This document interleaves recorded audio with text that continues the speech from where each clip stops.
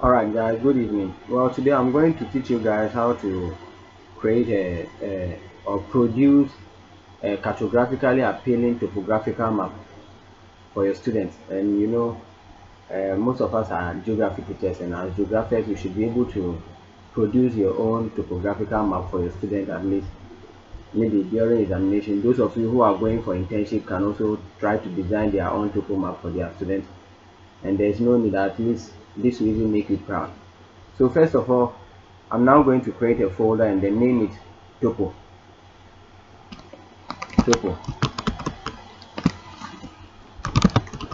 Alexander. Alright, so now I have my folder here. So then that means whatever work I'm going to do today, I'm going to be exporting it into this folder.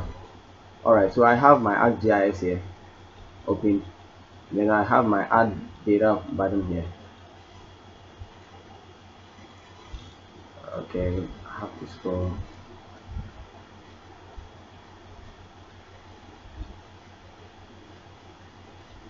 Alright, so I will add my elevation tip and then my district layer with rivers, roads, yeah. And then maybe I don't know if I'll need railways. I'll just add town for the meantime and then say add. Alright, so I have my elevation with districts, rivers, roads and towns.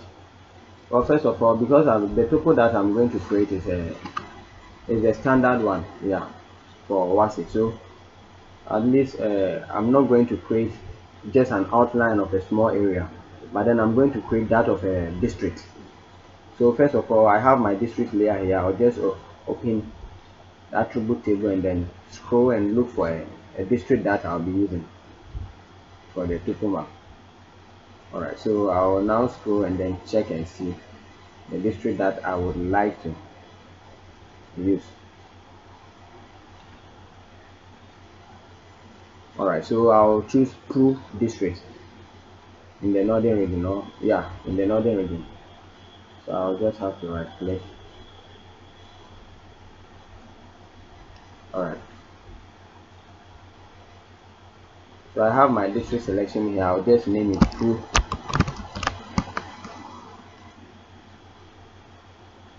Alright, so I'll now uncheck towns, rivers and roads. Alright, so topographical map usually deals with contour lines, right? So the next thing I'm going to do is I'm going to click the elevation raster for Proof District and then start working on my topo. So I will just say go to Arc Toolbox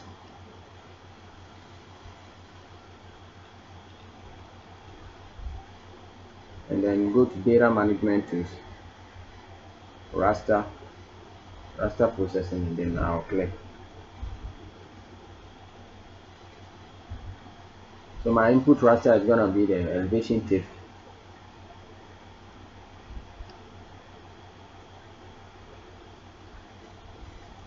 While my output extent will be the district. Alright, so you all remember in class, we usually check this feature. This time around you shouldn't check it, because we know all topographical maps are usually in square or in rectangular form. So we will not be clipping for a district, but rather we want it in a square. So I'll just leave this and then I'll want to export it. So I'll now go and scroll and then set for my folder on my desktop the folder we first created, which I have here, topo with standard, and then name this elevation and then save it and say OK.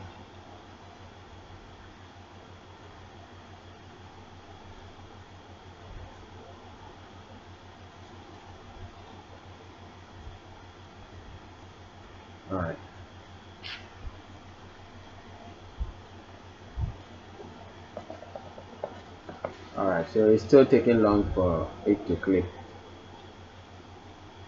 Alright, so we have our elevation for Proof District here, so I can now uncheck this.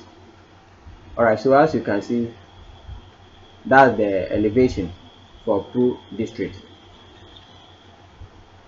Yeah, but if you come up here, you can see the pool district is inside it this way. This is a normal thing. So the next thing I'm going to do is I have my pool district here, I have my elevation here. The next thing I'm going to do is I'll just go to Arc 2 box again, and then scroll to Spatial Analyst 2,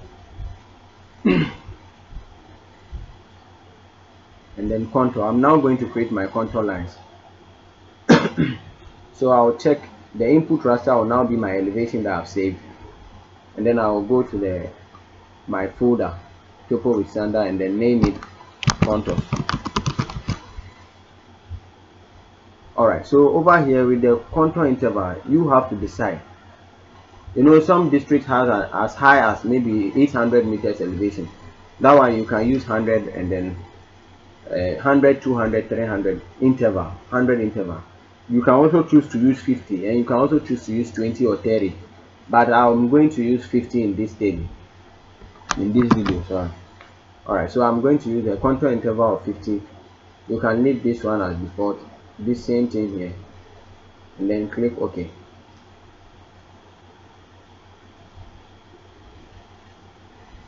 Alright, so I have my contours here. The next thing I'm going to do is I'll right click on contours, go to properties. I'm now going to group my contours into two. Those with the interval of 50 and then those with the interval of 100.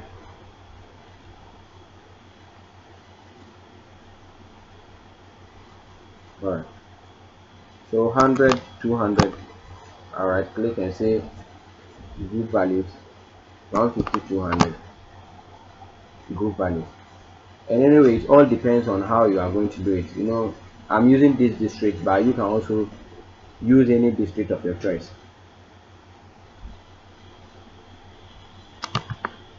And then I'll check this, say apply. Okay, so as you can see from my map, we have two types of contours here. We have the one with 100 interval and then 150 and then 50 interval. So I'll right click here and then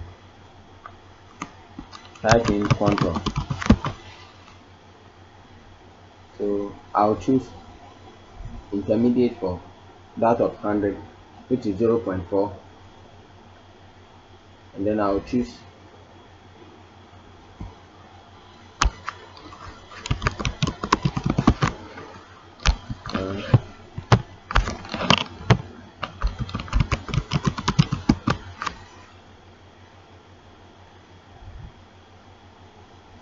alright, so as you can see from my map, I have my two different types of contours here.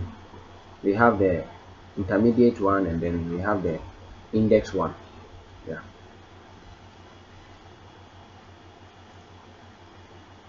Alright, so the next thing I'm going to do is, alright, I forgot to even add the lake. I think Pool district is closer to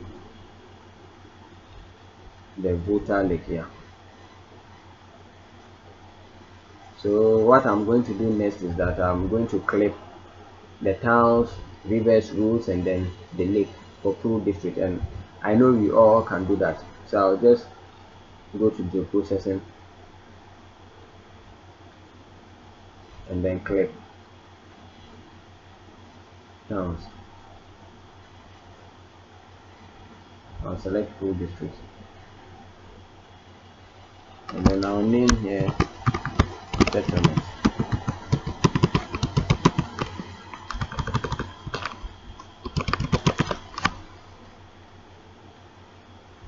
Okay, so you can do same for the town, for the roads and rivers, and then the lake. Yeah, so as you can see, I have my towns here in my map. You can do the same for roads, rivers, and then the lake, or whatever attribute that you have added to, or whatever layer that you have added to that you want to clip. You should rather clip it with this vector. So I'll be doing the same for the others, and I know you all can do this too.